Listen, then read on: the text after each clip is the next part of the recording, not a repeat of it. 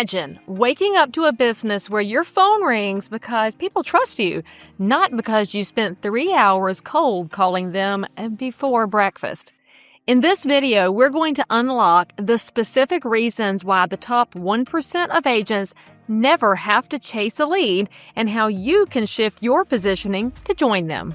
We'll look at why your current follow-up might be creating neediness that repels clients, how to replace high-pressure sales tactics with high-value education, and the exact method for closing the trust gaps that are currently costing you repeat business and referrals.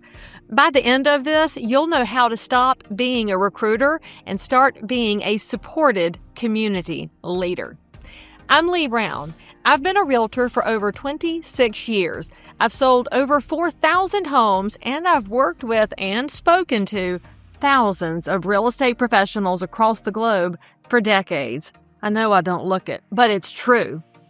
And we've all been there. We've all sent that third follow-up text, hoping they haven't forgotten us, blaming the market when they don't respond.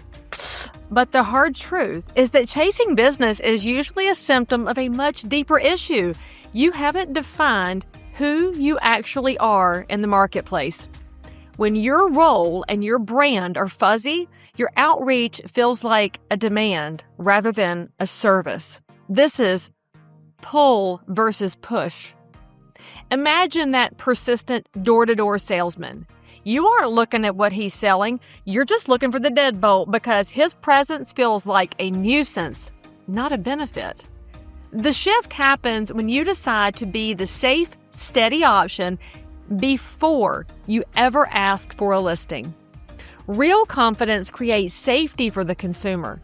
They don't want to feel like they're being recruited into your hustle. They want to feel supported by your expertise and your energy. Once you are clear on the exact value you provide, the need to beg disappears, and people are drawn to you. If you're struggling to define that value and you're finding yourself stuck in the chase, click the first link in the description to book a call with me. Now, once you stop chasing, you have to make sure you aren't accidentally pushing people away the moment they finally do talk to you. There is a specific kind of friction created when an agent starts selling before they've earned the right. We see it in the early "keep me in mind" comments or the desperate need for constant reassurance. And it's not just you. It's also not just annoying. You can turn professional relationships into emotional transactions where the client feels responsible for your income. Putting pressure on a lead too early is very similar to asking a first date to commit to the wedding before the appetizers have even arrived. It doesn't matter how great the person is. The sheer neediness of the request is what makes you want to run the other way as quickly as you can. Now, those best agents at top 1%, they replace convincing with educating. They remove fear by explaining the process so clearly that the client feels empowered, not pressured. They can say yes or no, and there's no judgment. When you show people what being taken care of feels like, instead of telling them how great you are, they naturally gravitate toward you. For more strategies on how to lead with education, click the link below to join my email list. Now, even if you handle the initial conversation perfectly, there's a hidden reason why that business might not ever come back to you. If your referrals feel unpredictable, it's usually because of trust gaps left behind during the transaction.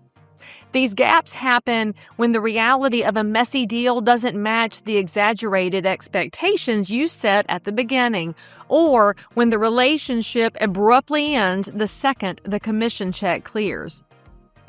Leaving trust gaps in a transaction is similar to building a bridge that stops 5 feet short of the shore. It doesn't matter how beautiful the rest of the bridge is, doesn't matter how innovative and beautiful it looks on Instagram. If the client doesn't feel safe finishing the journey, or if they know they're not going to, they're never going to recommend that path to anyone else. The most successful realtors do the heavy lifting of trust up front. They set realistic expectations rather than impressive ones. They stay steady when things get messy. They maintain a human, non-pressured follow-up long after the closing, and they communicate. Because that trust was built into the foundation, the referrals don't even have to be hunted down. They return to you naturally. So, are you ready to stop asking people to choose you and start showing them exactly what choosing you looks like?